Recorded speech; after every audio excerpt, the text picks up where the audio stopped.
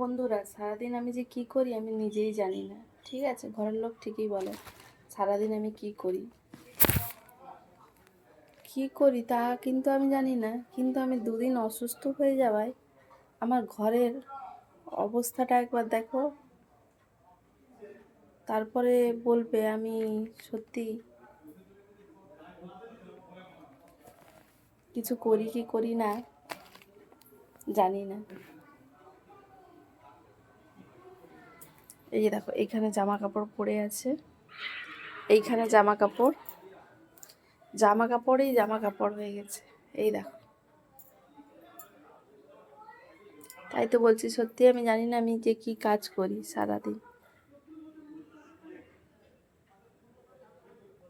এটা দুদিন অসুস্থ থাকার তার ফল। সত্যি জানি না কি কাজ করি, না কোনো হিসাব না কিছু।